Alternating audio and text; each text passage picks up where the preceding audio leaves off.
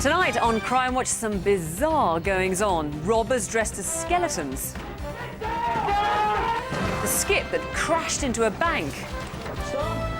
The woman who didn't know there was a bomb scare and drove straight over the bomb. Darren Gough, England's much-capped cricketer, appeals for his best cap back. And we've CCTV of the thief who stole it. First, some results. You may have seen the news about the arrest of Trevor Masters. He'd been on trial for 9 sex attacks, including rape, but jumped bail. He was given 12 years in his absence. One of his victims gave this account on December's programme. Trevor Masters started abusing me when I was 11, and 3 or 4 times a week until I was 14.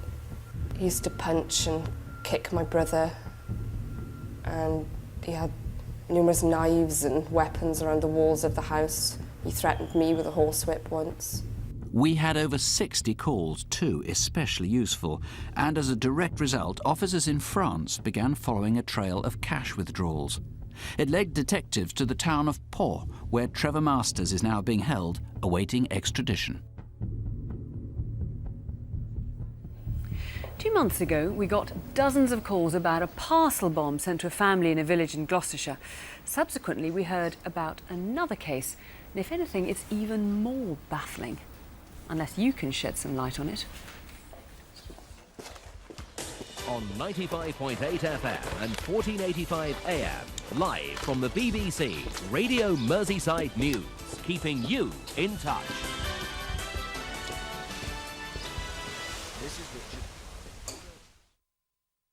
I was trying to get home as quickly as possible. I was going on holiday with my sister for the weekend, and my dad was going to drop us off to catch a coach. I was a bit on edge because I thought I was going to be late. Late? Mate, bloody traffic. I'm going to burst. Tell Dad to get everything ready in the car. Please? Oh, let me help you with those. No, I'm all right, love. Just open the door for us, please. Oh, here, love, take the mail with you. Have a great time. Be careful. Right, see you on Sunday. Bye. Is Katie ready? Has Dad got everything? Calm down. They're both in the car waiting for you. Off you go, love. Thanks, Mum. Bye.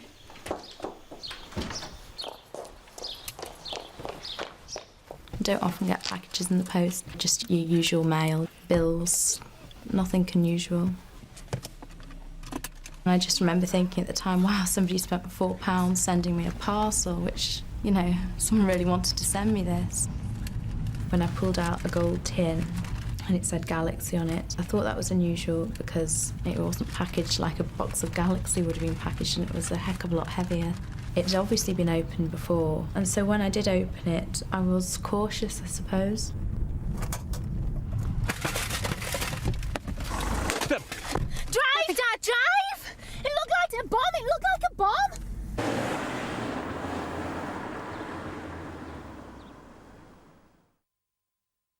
I'd never seen anything like it in my life. I didn't know what a bomb looked like apart from, you know, what you see on the television, and how accurate that is, you don't know. It had a smell, a bit like fireworks type of smell, and that frightened me more so than the sight of it. Can you stay in the house, please? Don't go near the front windows. We've got a suspect package. The first police officer on the scene warned residents and then planned to stop the traffic. Stop! Stop! Stay! Stop! Don't go down there! Stop! Stop there! Don't go down there! In her confusion, the driver clipped the bomb, but thankfully didn't separate the lid. If she'd done so, she and others might have died. It contained low-power explosive, but was sophisticated and packed with nails. It just feels horrible to think that it could have injured so many people. It had the potential to do so much harm. If I could understand why somebody had wanted to kill me, or if I could see a motive for somebody wanting to kill me, maybe I would feel disgusted and upset and sick. But I can't think of any reason, and I couldn't relate to somebody who would want to do that, to somebody who, as far as I'm concerned, is completely innocent. I've moved away from the area, changed my job, and I've just been trying to get on with things and not think about it and try and put it all behind me. Very, very frightening for Claire to get something like this. Do you think the bomb maker knows her? I think it's personal. They spelt her name correctly. They gave the correct address, the postal code. This was personal. This was meant for Claire Bagley.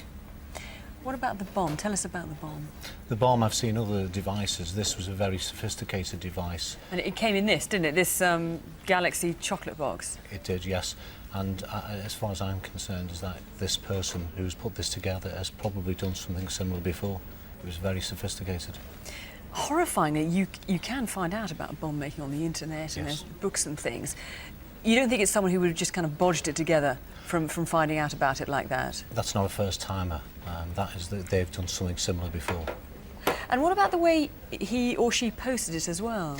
It was posted for £1 stamps, which is far more than it would cost you to post a parcel of that size.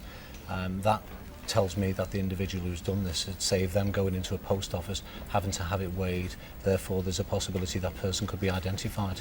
So they obviously put it through a letterbox so they could do it anonymously. A pillar box, nobody would see them. Now, for Claire getting this bomb, I mean, it could have killed her. She's had to move away. I mean, the damage not only to her, but the whole area could have been horrendous. If it is personal, I mean, nothing that she could have done inadvertently could possibly justify this, could it? There is nothing that she could have done which would have caused somebody to do something like this. If Claire had taken the lid off that device that night, she'd have certainly been killed or seriously injured, as would her father, as would her younger sister. OK, well, let's see what we can get tonight. I mean, actually, there's just one other thing, which is that Claire is a pharmacist, isn't she? She is. But you don't think that's related to this, No. animal rights or anything like that? We've looked at Claire's background and there is no connection with animal rights or terrorist activity. This is personal and it was meant for Claire. Horrifying stuff. This was a sophisticated bomb, as you've heard, and there is a dangerous person out there. If you know anything, call free to the studio number on 0500 600 600 or 0151 777 3469. Belinda won't be watching tonight because she's only 2. But her mum might be, in which case I have to tell her that her husband, or boyfriend, seems to be a child molester. Belinda was a passenger in the back of a metallic blue BMW on the A13 in Leigh-on-Sea in Essex.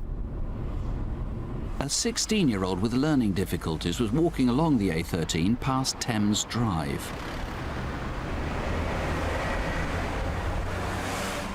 Somehow, the driver coaxed him into the car. The boy was then taken on a 3-hour drive and sexually assaulted. He remembers his attacker as being in his 30s, smartly dressed and with a goatee beard. In fact, the boy's a good witness. He recalls the BMW was an automatic. It had light-coloured leather seats, and the little girl in the back was always spoken to as Belinda. I feel absolutely horrified that it could happen to my son. My boy's still agitated of going out on his own. Our hearts do go out to the mother of the baby to think that this gentleman could have a baby in the car going out to try and pick young children up. So do you know who Belinda is? She called the driver Daddy. So more importantly, do you know who her dad is? Ring now to the studio or the Instant Room direct 01702 431 212. This is an anti-personnel mine. It's disarmed, obviously, but step on a real one and it can kill you. Once the war is over, thousands of mines are left scattered across the land for innocent people to tread on. There's ambulances like these that rescue those people and save lives. Incredibly, someone has stolen 2 of these, belonging to the Halo Trust. They were laden with computer equipment, body armour, visors and medical kit in bags like this, ready to save lives in Somaliland. They were inside a lorry stolen last month from a car park at Bilston near Wolverhampton. We just want to get them and the equipment back. The charity has no money to replace them, and quite simply, a lot of people will lose limbs or die in minefields if they're not recovered. If you know anything about them, give us a call. 0500 600 600 or 01902 649 104. All murders are, of course, unsettling, but this one has a particular edge to it. There's no apparent reason for it. There's a strange way in which the body was laid out, and we've no idea who did it. Unless maybe you can tell us otherwise. 10 miles north of York is the village of Hewby, and from here it's a 15-minute walk to Sutton-on-the-Forest, home of David Williamson. But after heading home on Mothering Sunday, he was found here by the roadside with savage injuries. As a brother, I knew he'd always be there for me, even though we didn't see eye to eye sometimes. But that's brother and sister relationship anyway. David was a blunt Yorkshireman, an epileptic who didn't work but did chores for a neighbour, Vera McPherson, fetching her shopping on the bus and walking her dog. When the dog eventually died, he continued the walks on his own, which earned him the nickname Dogless Dave. He was what you call a loner, but he was very kind to me. And he did say, when I first met him, if I needed anything, he'd be very willing to help me. He'd do some shopping twice a week. Then he'd come back and bring the shopping in, put it away in the fridge. He was a very good friend. David was a very, very good friend. Yes. Sunday, March the 25th was Mothering Sunday, and David had lunch with his parents at his sister's house in York. Oh, got a bit of a celebration. Oh, that's wonderful. I think he was very lonely, but I think he was probably too proud to admit how lonely he was, even to me. Because of his epilepsy, David couldn't drive, so his parents dropped him back at his local pub in Hewby. It was an important night at the Star. The landlord was emigrating to Canada next day, so a party was in full swing. Hi, Charles. David rarely came here in the evenings, but this was one he couldn't miss. As well as locals, the Star was crowded with people from outside the area, including fishermen who'd been taking part in a competition at Oak Tree Lakes. If you were there or know anyone who was, please call.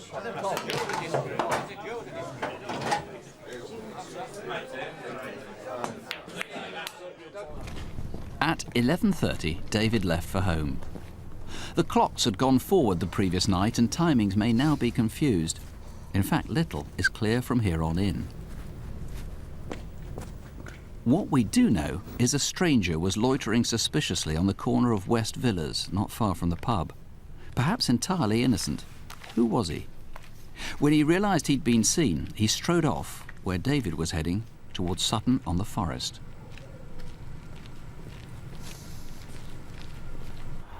A local driver saw a black car parked by Bentley's barn. Maybe lovers. If so, call in confidence. It's a few feet from where David was found. The footpath runs beside the road past the barn. Maybe other drivers saw somebody walking. Much later, at about 5 in the morning, a council worker had to swerve to avoid a pedestrian on the road from Sutton-on-the-Forest towards York.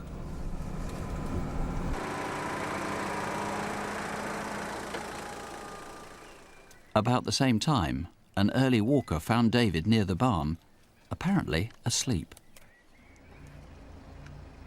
He'd been hit from behind, hard enough to break his skull.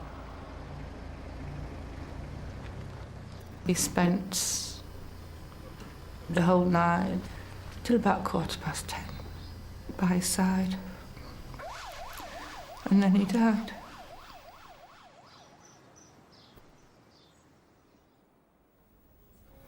Nigel, I know you really don't know what the motive is, but what are your guesses? What are your hunches? It's a complete mystery. David was. It would be wrong to say that David was popular with everyone in the village. At times he could be quite abrupt and offhand with people. Clearly that is not a motive for murder. but certainly we do feel that there are people that are not coming forward with information because of the way that David has been at times. So anybody who's in Sutton-on-the-Forest and Hubie, I mean, if they've got any thoughts at all, they should be ringing in tonight. If they have any thoughts whatsoever in relation to what has happened, they should let's make it clear, us. there were no defence wounds on him. Somebody struck him hard from behind. That is quite correct, yes. Someone came up behind and struck David.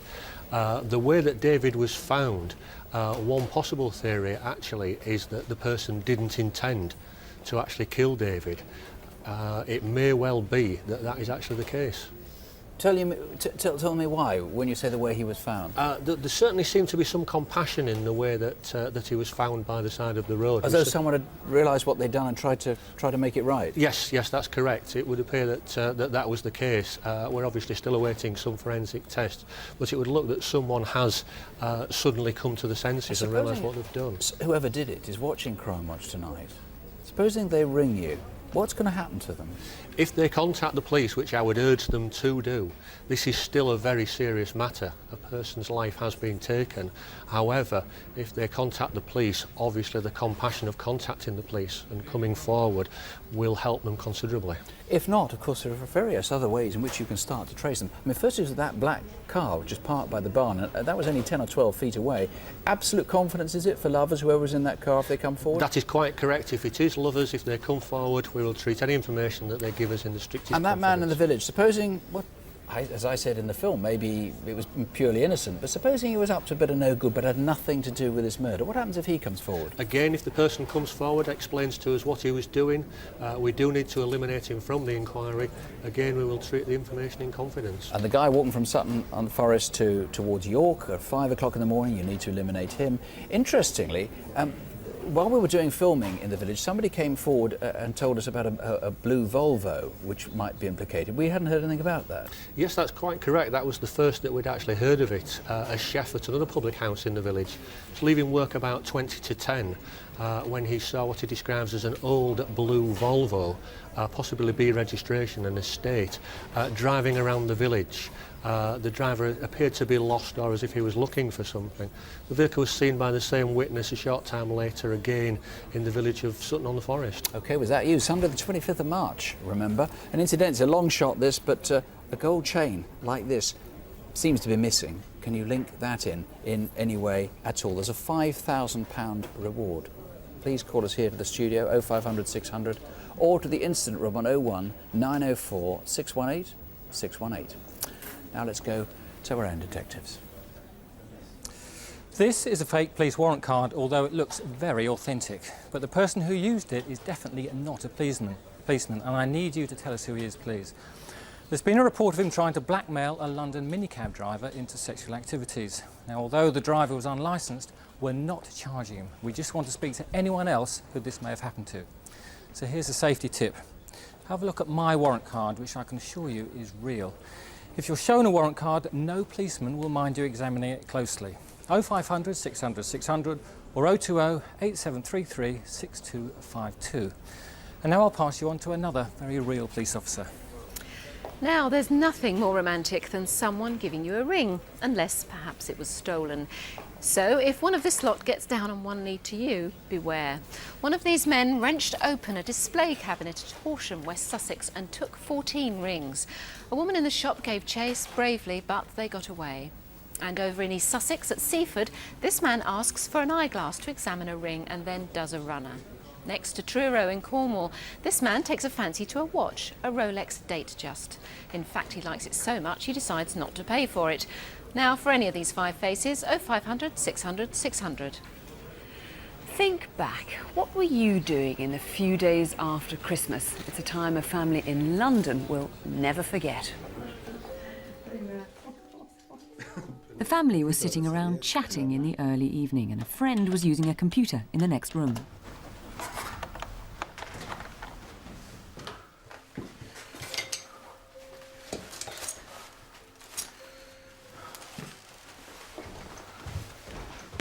Everybody stay down! Nobody moves! It's no joke! Open the safe! Who's this? What's happening? What's put you up? Stay calm, this is no joke! Get over there! Who are these guys? At the beginning, we thought it's a joke, it's a prank. Maybe my son's friends were coming, you know, it's Christmas, festive season. The first reaction is, oh, come on, do something else, boys, you've grown up. Get in there with the rest of them. And at this time, knives appeared in their hands. Those few seconds were really the most terrifying for me. I know you've got one. I don't know how to open it. I safe. can't have it do it. Come on. Oh, all right, calm down. Open that safe button now. Come on, lively. Don't let her go in her own. My idea was that the wife should not be alone with that guy with a knife in his hand in the room. So I grabbed the umbrella and pulled it from him. And he came with a knife. And immediately I held the blade in my hand. I twisted it and broke it. I'm not scared of you. Robert. I'm not scared of you. So I was insisting that my daughter should go and be with her. They sort of accepted this. Johnny, I'm bringing the girl. Get him to calm himself down. Okay, you calm down too, okay? You calm down first, okay? Robert. I mean, I'm not a hero, don't get me wrong. And if somebody tells you he's a hero at these positions, no, he's not. But other stronger feelings take over from fear. To me, it was anger. And the thought of my two girls are in the room with a very jittery, nervous guy who has a knife in his hand. Come on! Do it! I'm trying. Do it! My hands Do are it shaking now! too much. Look, here's the I've girl. got your daughter now. If you don't do it, I'm gonna cut her. Now hurry up and do it. If you want me to open the safe, you must put the knife down. Shut it! Get down the floor and do it! Calm down. Calm down. Okay, it's okay. You got it yet? She's mucking about. Hurry up! Okay. Okay, it's okay. It's okay. She got it yet? It's all right. It's okay. She's got it. Get out of the way!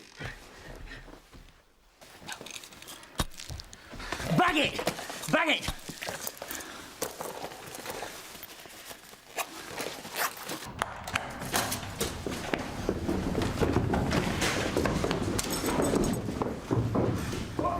After them! Get after them! After them!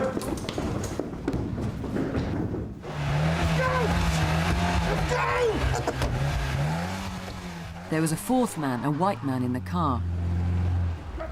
The flat is in South Kensington and the Ford Sierra Sapphire headed west. It was found 2 days later in Isleworth, West London. The car had been bought for cash the day before the robbery on the other side of town in Benfleet, Essex. But did you see anyone abandon it in Scion Lane? And were you offered any of the stolen jewellery, like this rare turquoise oyster Rolex watch, or this distinctive necklace? This is one of several robberies by the gang. London accents, late 20s to early 30s. One broad-shouldered black man, a white man, and a lighter-skinned Afro-Caribbean they called Johnny. He wore an Yves Saint Laurent jacket. Somebody walks to your house, to your home, which is supposed to be your castle, and they just strip you. It's too much. As we said in that reconstruction there, this isn't the only robbery they've done. It's one of a whole series. And police think next time someone could get badly hurt, there's a £10,000 reward, 0500 600 600 or 020 7321 6748. Interestingly, Fiona, even before that item really got underway, we had a name phoned in, which is quite interesting. Also, we've got a name that's been put forward for that parcel bomb in Formby. Now, it does link to the victim's family, and I can't say anything more than that at the moment. Obviously, it's got to be checked out. The Leon C, that was the abduction of the young man with a little girl, Belinda, the 2-year-old, in the back of the car. Do you remember it was a blue BMW, automatic, with had pale leather interior? We've had 4 names put up for that, none of them the same, but 4 to look into so far. And on the ambulances, we haven't yet found the ambulances. We've had reports of them all the way from Norfolk through to County Antrim. Lots of generous people offering to loan vehicles instead, though. Incidentally, if you've been a victim of a crime, you might like to call victim support on 0845 30 30 900. Coming up, a fetish for fire extinguishers. The man on the London Underground who's putting commuters' lives at risk. And Darren Gough, England's much-capped cricketer, appeals for his best cap back. We've CCTV of the thief who stole it. Mary Hancock lived in Southport in Merseyside, a sprightly 92-year-old. In fact, so sprightly, many of her neighbours thought she was in her 70s. Southport is a very friendly town. It's a lovely town to live in. And we don't have any big crimes. And she felt very safe here. She felt as though she could walk anywhere. That morning, Mary had had her hair done by her granddaughter. And she said that being a nice day, she would take a walk in the afternoon after her lunch and combine it with perhaps a little visit to the shops.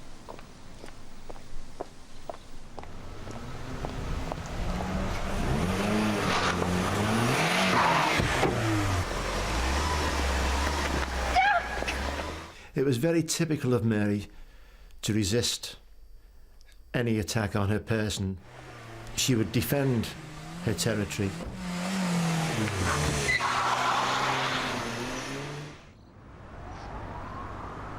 And the address of the location then for the ambulance? You're on Lowland Road, opposite house number 42.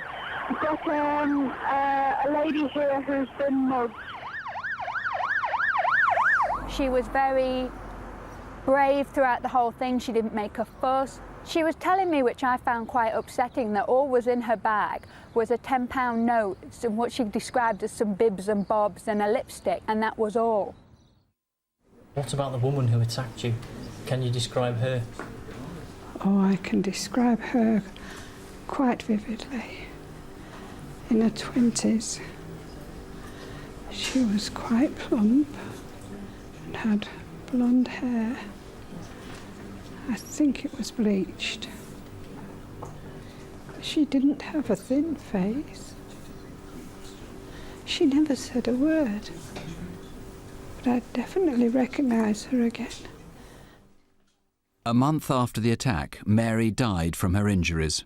So this is now a murder inquiry. Mary was a very gentle, very kind, a very gracious person, loved by her family, loved by her friends. All in all, she was just enjoying her life. She deserved a lot better. So who killed Mary? And who was the man driving that white car? This couple surely must have made a handbag snatch habit, but this can't just have been one out of the blue. Have you encountered them before somewhere? If so, tell us now, please. Have you got any idea who they are? 0500 600 600 or 0151 777 3466. And some more results.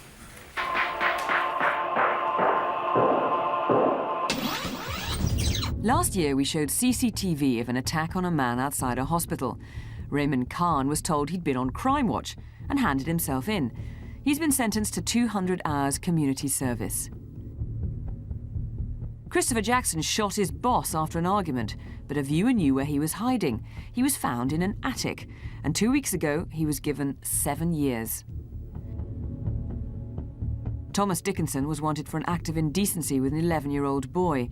A viewer rang in with the name of a bar where he was working, and police arrested him there. He's been sentenced to 11 months. 2 months ago, we showed how a row outside a nightclub in Luton got out of hand and Marcus Hall was killed. Thanks to you, police inquiries have reached an advanced stage, but we still needed to trace 2 men, both aged 25 and from West London.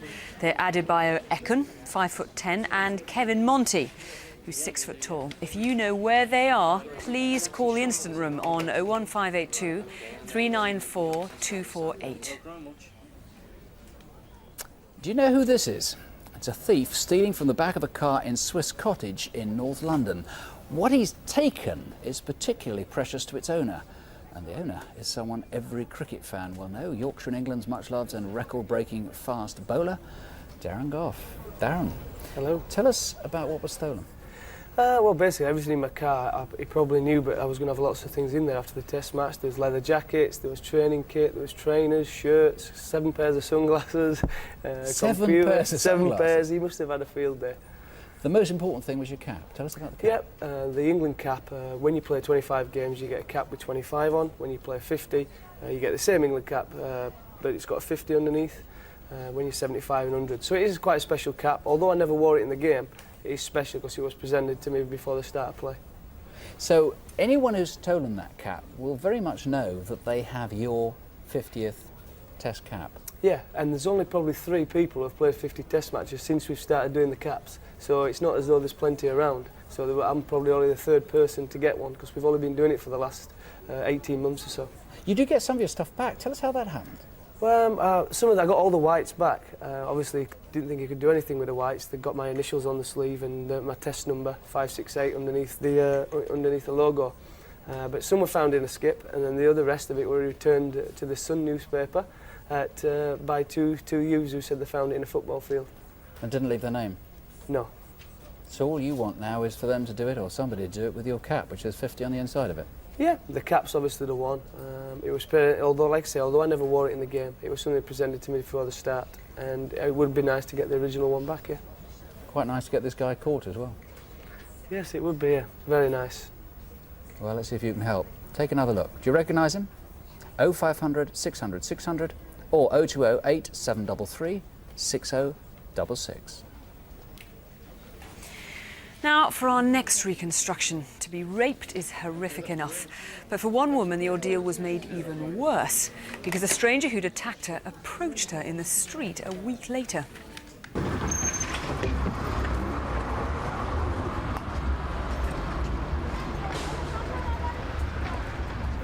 Just walking past the bus stop and I heard my name called.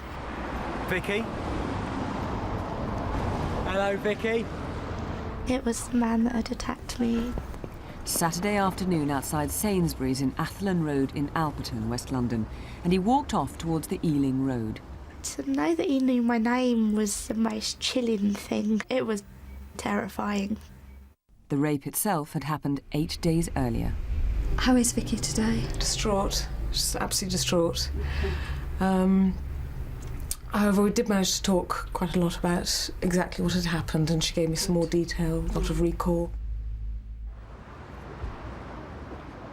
The week before Easter, and Vicky, though that's not her real name, was heading for a Friday night drink with a friend.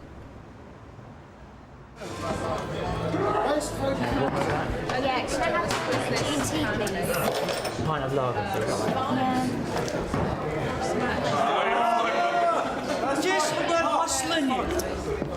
During the course of the evening, she spotted, hanging around a snooker table, a group of young men, one in particular who made sort of eye contact with her. He smiled, and she just, just looked back at him and disengaged, basically.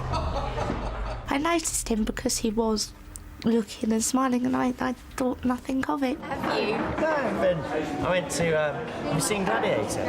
About 9 o'clock, she then left for the Pleasure Boat, a pub opposite where she could dance. The Pleasure Boat is 5 minutes' walk down the Ealing Road. Were you there, or did you move there from the Plough in Alperton that Friday evening?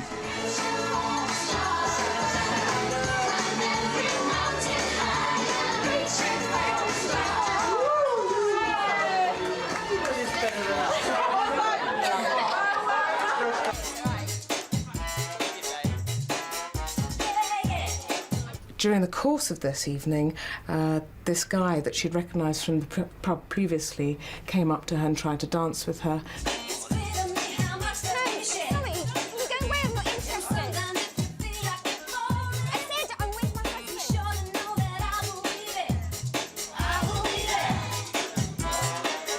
I thought you're the guy that was over the road. You kind of notice people because they're both the same sort of pub. If you're not a regular, you get noticed.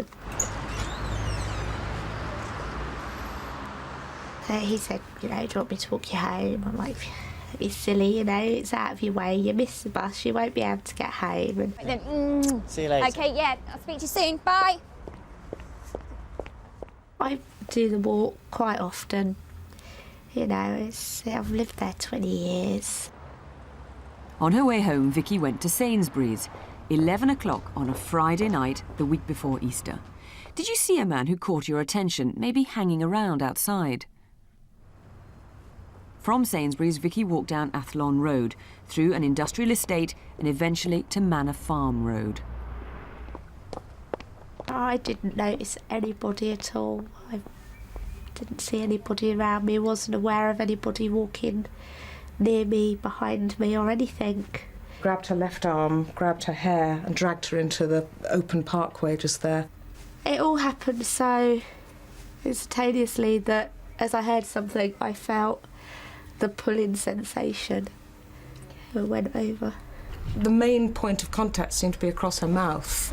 He was very strong, his whole body weight was across her. It wasn't until he swung me round that I recognised him as the person that was in the plough and the pleasure boat. I screamed and nobody came. She did at one point, after the rape had occurred, he tried to kiss her. So she bit him in the lip and bit him in the right side of his face. And has that left a mark at all, does she think? I think it was strong enough. She said she just bit him as hard as she could. I had to go to the hospital because of what he'd done, and I had some lacerations inside. I had some bruising on my stomach. Before he ran off, the rapist grabbed some personal belongings, including her lipstick, gloves and black jacket. He knows my name and he knows who I am. I'm on antidepressants. I can't work, I can't sleep. I've been moved out of my house. My fiance's lost his job through it. My mother's lost her home. Total disruption, total upheaval. Jim, we feature, sadly, quite a lot of rapes on Crimewatch, and I certainly have never come across a case where an attacker or a rapist has gone back to the victim after the event. I mean, how common is that? It's very rare. Our unit deals exclusively with rape, and I would say this is very, very uncommon. What about the attacker? What do we know about him? He's a white male, about 5'7" tall, stocky build, short, blonde hair. We believe he's local to the area, and he's very confident in the way he's carried out this attack. And even though you think he's local, he hasn't got a local accent, That's right, no he hasn't. But the nature of the confrontation after the event would tend to suggest that he's local. What about the mark that may have been left on his face, because she bit him, didn't she? That's right, she did, and she's drawn blood. There was a scab 2 weeks afterwards when she's seen him again in the street. So if anyone recognises the picture, or seeing someone with that scab on their face, yeah, and obviously we'd like them to come forward. That's right. It's a very odd mark to explain away, isn't it? That's right, it is, yes. Was there anything particular in the way that he carried out this attack? It was a very violent attack. He has spat on her and bitten her as well. So it's a horrific attack. So someone, I don't know, girlfriend maybe, or wife, or someone may recognise that kind of behaviour? That's right, it could have been behaviour that's been used in the past. And he took some items from her as well? He did, he took a pair of black gloves, a coat, and also a small lipstick, Clarins lipstick. And that's got a gold case, hasn't it? That's right, it has, yes. And the black coat, was a black jacket? It was a black jacket, it had pink lining, a woman's jacket, made by New Look. Right, and black chenille, wool chenille gloves. That's right, yes. OK, so obviously pretty odd for a guy to have That's that kind right, of thing. so we're looking for anyone that would have seen a man with those items. Right, OK. If you can help at all, call the studio or the incident room. That's on 020 8733 3946. Well, from an appalling and complex case to a simple one. A hooligan in Cardiff the evening before a match between Liverpool and Birmingham City. And that's a bottle he's throwing. Is he from Cardiff or did he travel in for the match? Maybe he's got the sense to hand himself in for somebody shops him. 0500 600 600 or 029 2077 4257. And from one dangerous activity to another. After the King's Cross fire, safety has been a major priority on the London Underground. But this man seems to be single-handedly stripping out fire extinguishers from the southern section of the Northern Line, especially around Stockwell and Kennington. If you know who he is, then please ring 0500 600 600 or call 020 7391 5275. Some real weirdos now, a lot of effort, a lot of savagery, and a lot of strange clothing, all for a box of petty cash. Eastbourne in Sussex on Thursday, March the 15th. And not far from the pier is a three-star hotel called the Chatsworth. The night porter is Victor McGuigan. I've been in a hotel since I was 16. Now I'm 64 now. Another year and I'll be retired 65.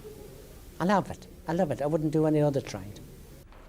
That night, the hotels were full because of a conference in town, the National Association of Pension Funds. Victor came on shift at 9 p.m. I was sitting in the main lounge and I heard this big bang behind me. But when I saw them, they were dressed up as skeletons. Well, I thought it was a joke, really. I mean, I said to myself, there must be a fancy dress show in Eastbourne.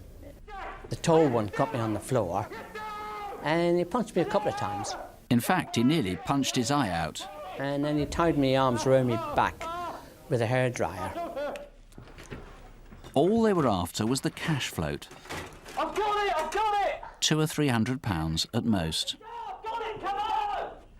Then where did the skeletons go? An unmissable sight if you were in Trinity Place, just off the seafront. The hospital doctor said I was lucky enough to lose my eye, so she put 9 stitches in there. I'm not a scary person, but that night I was shaking like a leaf. I thought he was going to kill me, really. It was a busy night in Eastbourne that Thursday 3 months ago. If you saw these skeleton outfits, masks like this, and incidentally, who bought 2 of these together? Rather unusual thing to buy 2 for a fancy dress party. Well, if you'd seen these, you might have thought nothing about it in Eastbourne then, thinking it was just that, a fancy dress party. But what happened to Victor was no joke. Call the studio, 0500 600 600 or 0845 60 70 999. And believe it or not, we've had some calls on that already, thanks to the pre-publicity on that skeleton's case. Mary Hancock, the 92-year-old who was mugged and later died, we've had a lot of calls on that, a lot of names. 2 people have rung in with names for the theft of Darren Goff's England cap, and also some very generous people have rung in, kindly offering vehicles, loans of vehicles to the Halo Trust for those 2 missing ambulances. You can send donations and any offers of help to the Halo Trust. That's PO Box 7905. Thornhill, DG3 5WA. And keep watching for the ram raid, the gang that plunged a skip lorry through the wall of a bank. 2 men now we need to find. Kevin Fisher was being tried for the murder of a publican during an armed raid, and the trial's now been halted. And now Geoffrey Hoare was a head teacher, but he's being sought for a string of sexual assaults on girls who were in his care. Tell us where they are. 0500 600 600. And now Jackie's got some more. 3 people went into a man's house and stabbed him through the heart. Amazingly, the victim is still alive. 2 men have been arrested, but we still need to find this man, Louis Men. His real name is Louis Eminchetta. Next, Winston White, or Campbell, is wanted after a 44-year-old woman was found badly injured and unconscious after falling 5 floors from her home in Hackney. Now, we'd like to talk to Winston White about the case, so please ring on either of those cases, 0500 600 600. A spectacular ram raid on a bank, though, as you'll see, it's rather odd that the robbers didn't just walk in through the door while the bank was open. The place, Kyle Bowlby in Doncaster. The date, Wednesday, April the 25th. A security guard walked past part of the preparations for the raid while he was on his way to work in the CCTV control room.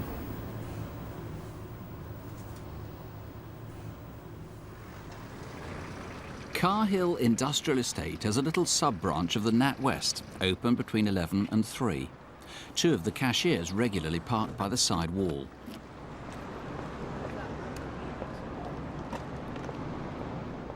To deposit this, please. Thanks.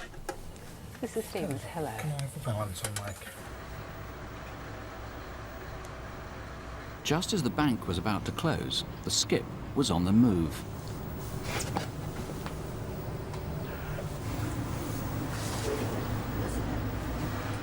Can't park here, mate. Around the same time, someone was seen trying to move the car. Absolutely. OK. Thank you. OK, but give us a ring if there's any problem. Will do. OK, bye-bye. The bank closed promptly at 3 p.m. and the staff started to cash up.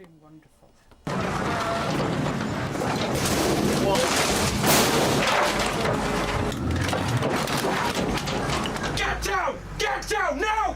Move it! Down! Stay there!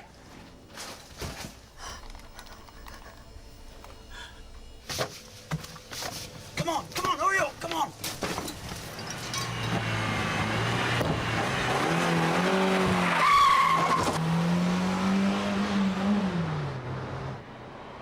The car was abandoned in Queen Street, half a mile away. Were you around then, just after 3 on Wednesday, April the 25th?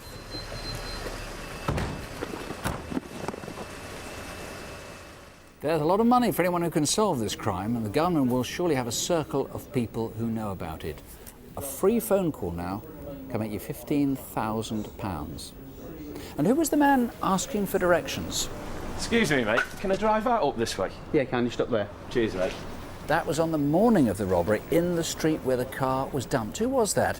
And who knows who stole the skip lorry from Sheffield? And who's heard anybody bragging about this? It's a free phone number, 0800 783 1258. Or on this or any other crime, you can always call Crime Stoppers on 0800 555 111. We make an appeal now to people in Harold Hill, near Romford in Essex. There's a gang that roams about full of bravado, but 9 months ago their behaviour got way out of hand. The unlucky victim was 20, a local boy, Dean Everett. As old as Dean was, I couldn't sleep until he was in, and I knew he was safely in bed. And directly I heard his key in the lock, I could sleep. That night, Dean had been for a quiet drink at the local community centre. He left just after last orders. It's just a 5-minute walk from the centre to his home in Amersham Road.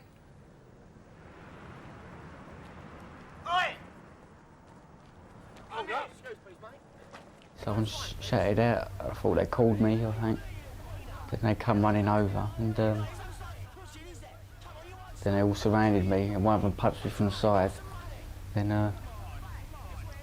they all started punching me as I went down the floor. Just started kicking me.